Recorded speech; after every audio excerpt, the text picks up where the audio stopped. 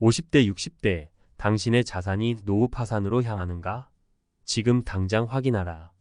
50대나 60대라면 이제 은퇴 후의 삶을 본격적으로 준비해야 할 때입니다. 과연 얼마의 자산이 있어야 노후가 안전할까요? 몇 억은 있어야 하지 않을까? 라는 생각이 드는 분들도 있을 겁니다. 하지만 여기서 중요한 건 얼마가 아니라 그 돈을 어떻게 준비하고 어떻게 관리하느냐에 따라 당신의 노후가 달라진다는 것입니다. 평균 자산이 얼마나 되는지, 또 그게 내 상황에서 어떤 의미가 있는지 따져볼 필요가 있습니다. 오늘은 50대, 60대가 놓치기 쉬운 자산 관리의 함정과 그 해결 방법에 대해 이야기해 보려 합니다. 1. 자산 평균을 따르는 게 답이 될까? 먼저 우리가 자산 평균을 논할 때 흔히 착각하는 것이 있습니다. 바로 평균이라는 수치에 너무 집착한다는 거죠. 예를 들어 한국에서 50대의 평균 자산이 5억 원이라고 할 때 그 5억 원이 정말 노후에 충분할지 생각해 본 적 있나요? 예를 들어 김씨 부부를 생각해 봅시다.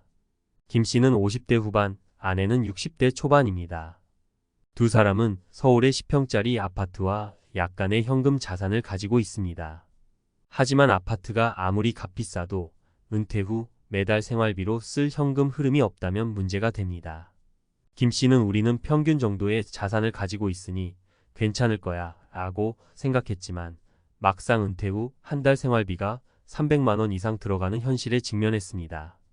아파트는 팔고 이사를 가야 하나 고민이 깊어지죠. 이처럼 자산이 많다고 해서 자동으로 노후가 안정적이지는 않습니다. 자산을 어떻게 현금화할 것인가가 관건입니다. 김 씨의 사례처럼 자산의 종류에 따라 유동성 있는 자산을 확보하는 것이 중요합니다. 2. 소비 습관, 자산을 갉아먹는 주범. 두 번째로 자산을 모으는 것만큼 중요한 게 자산을 어떻게 쓰느냐입니다. 박 씨 부부는 60대 초반인데 자산은 비교적 안정적입니다.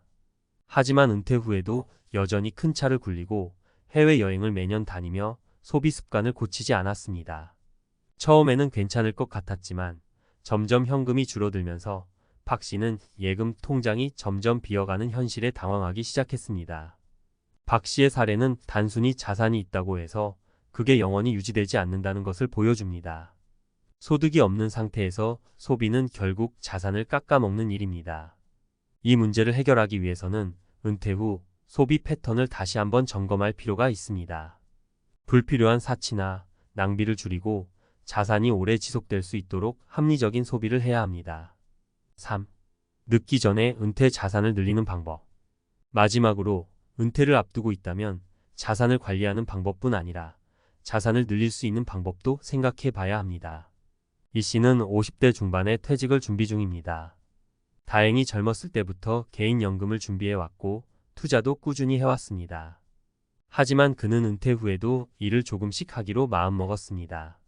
최근에는 온라인 강의나 작은 사업을 통해 소득을 유지하는 사람들을 보면서 자신의 노후에도 안정적으로 소득을 창출할 수 있겠다는 확신을 가지게 된 거죠. 이 씨처럼 은퇴 후에도 액티브한 자산 관리가 필요합니다. 즉, 연금이나 투자 소득에만 의존하지 않고 본인의 역량을 살려 수익을 창출할 수 있는 방법을 찾아야 한다는 것입니다. 최근에는 온라인을 통한 비즈니스 기회가 많아졌고 이를 통해 부수입을 만들어내는 사람들이 늘고 있습니다. 이런 형태의 소일거리는 노후 자산에 큰 힘을 더해줄 수 있습니다. 마무리. 결국 50대, 60대의 자산이 얼마냐는 중요하지 않습니다. 중요한 건 그 자산을 어떻게 관리하고 어떻게 소비하며 어떻게 현금 흐름을 만들 것인가입니다. 자산이 많아도 잘못 관리하면 금방 탕진될 수 있고 자산이 적어도 현명하게 사용하면 충분히 안정적인 노후를 보낼 수 있습니다. 앞서 살펴본 세 가지 사례를 통해 자산 관리의 중요성과 현실적인 방법을 명확히 알게 되었을 겁니다. 지금 당장 본인의 자산 상황을 점검하고 은퇴 후를 위한 현명한 준비를 시작하세요. 50대와 60대라면 노후 준비에 대한 걱정이 자연스럽게 커지기 마련입니다. 앞서 이야기한 자산 관리의 중요성에 대해 공감하는 분들이 많을 텐데요. 자산을 얼마나 가지고 있는지보다는 그 자산을 어떻게 관리하고 활용하느냐가 노후의 질을 결정짓는 중요한 요인입니다. 이제 본격적으로 전문가 칼럼 형식으로 자산을 현명하게 관리하고 노후 대비를 잘할 수 있는 실질적인 전략을 이야기해 보겠습니다. 1. 현금 흐름을 확보하는 것이 최우선 과제. 노후 자산 관리의 첫 번째 조건은 현금 흐름을 확보하는 것입니다. 자산이 많다고 해도 현금화할 수 없는 자산이라면 은퇴 생활에서 실제로 쓰기 어렵습니다. 예를 들어 고가의 부동산을 소유하고 있지만 그 부동산이 곧바로 수익을 내지 않으면 생활비를 마련하는 데 어려움을 겪을 수 있습니다. 그래서 전문가들은 은퇴 이후에는 고정적인 현금 흐름을 확보하는 것이 중요하다고 강조합니다. 여기서 중요한 것은 부동산 같은 자산을 소유하더라도 그 자산이 실질적으로 현금 흐름을 만들어낼 수 있는지 따져봐야 한다는 점입니다. 예를 들어 50대 후반의 김 씨는 아파트를 소유하고 있지만 이 아파트가 현금으로 전환되지 않으면 생활비 마련이 힘들다는 점을 인식했습니다. 그래서 그는 은퇴 전 아파트를 매각하고 그 자금으로 소형 임대 부동산에 투자했습니다. 이를 통해 매월 안정적인 임대 수입을 확보하게 되었죠. 김 씨의 사례에서 볼 수 있듯이 자산을 현금화할 수 있는 방법을 고민하는 것이 매우 중요합니다. 부동산, 주식, 연금 등 여러 가지 자산이 있더라도 은퇴 후 필요한 생활비를 꾸준히 마련할 수 있는 구조를 만드는 것이 핵심입니다. 이렇게 현금 흐름을 보장받는 방법을 찾아야 노후에도 안정적으로 생활할 수 있습니다. 2. 소비 패턴의 재설정, 합리적이고 효율적인 소비. 두 번째로 중요한 전략은 소비 패턴을 재설정하는 것입니다.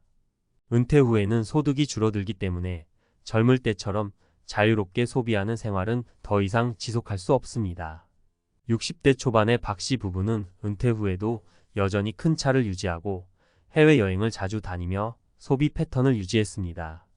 처음에는 그럴 여유가 있어 보였지만 23년 후 현금이 부족해지기 시작했습니다.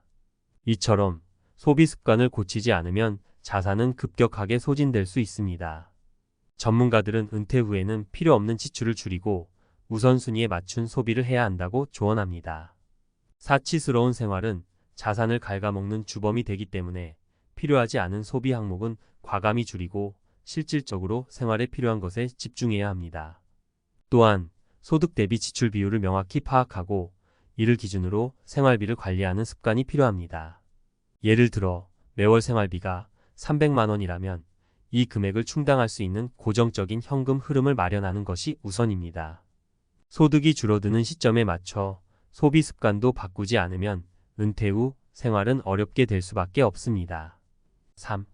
노후에도 지속 가능한 수익 창출 새로운 기회를 찾아라.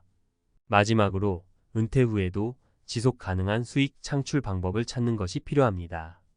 이는 단순히 경제적인 문제를 넘어 심리적 안정감에도 큰 영향을 미칩니다. 이를 완전히 그만두고 휴식을 취하는 것도 좋지만 일부 사람들은 은퇴 후에 점차 무기력해지고 자신감을 잃기도 합니다. 이 씨는 50대 중반에 퇴직을 앞두고 그동안 모은 자산으로 안정적인 노후를 보낼 준비를 했습니다.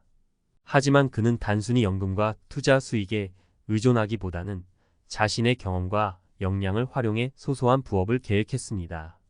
이 씨처럼 은퇴 후에도 적극적으로 일을 계속하며 수익을 창출하는 방식은 매우 중요합니다. 특히 요즘은 온라인 비즈니스나 재택근무 등 여러 가지 기회가 많아졌습니다.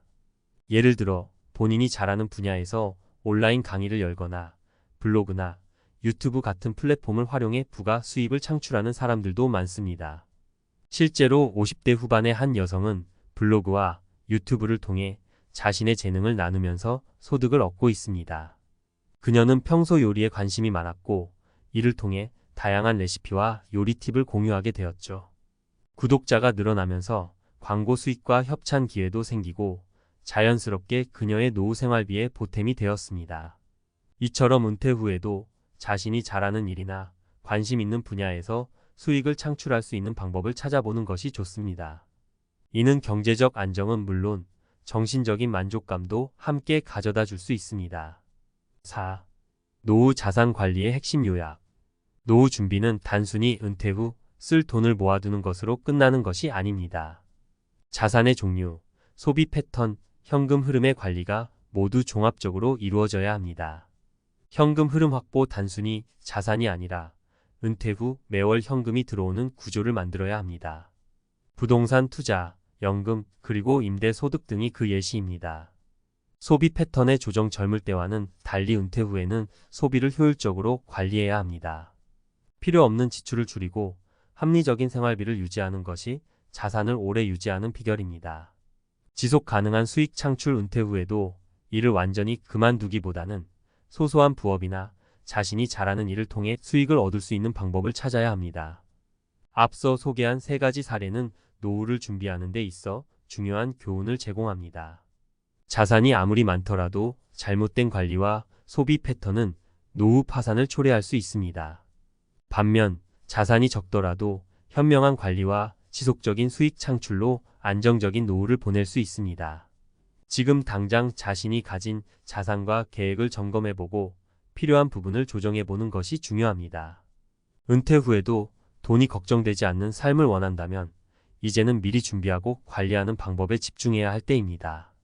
자산의 현명한 관리와 계획적인 소비, 그리고 지속적인 수익 창출이 바로 안정적인 노후를 보장하는 길입니다.